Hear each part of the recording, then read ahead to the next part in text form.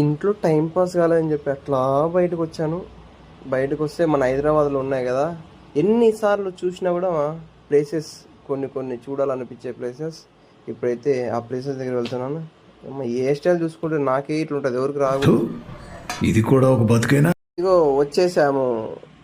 మన హైదరాబాద్లో 125 ఫీట్స్ కట్టించిన బిఆర్ డాక్టర్ అంబేద్కర్ స్టాచ్యూ అది చూసేస్తానట్లే. మన లెఫ్ట్ సైడ్లో ట్యాంక్ బండ్ ఉందండి. ట్యాంక్ బండ్ చూడండి, బుద్ధుడు ఉన్నాడు మధ్యలో, బుద్ధుడు చూడండి.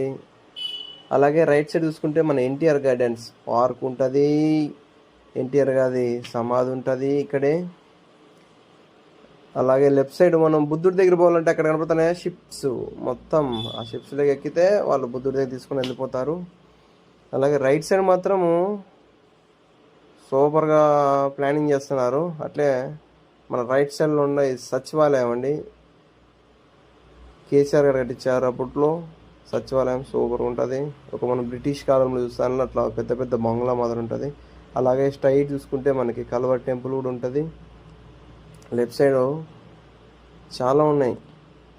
లోపల మన పార్క్లోకి వెళితే సూపర్గా ఉంటుంది. ఎవరైనా ఇంకా చూడకపోతే హైదరాబాద్లో ఉండి ఇంత మంచి బ్యూటిఫుల్ ప్లేసెస్ ఎప్పుడు ఎక్కడా చూడలేరు. అందుకే ఎవరైనా చూడని ఉంటే వచ్చేసేయండి మన ట్యాంక్ బండ్ దగ్గరికి. అలాగే డే టైంలో కాకుండా నేను డే వచ్చాను, ఈవినింగ్ టైంలో వస్తే ఈవినింగ్ సూపర్గా ఉంటుంది.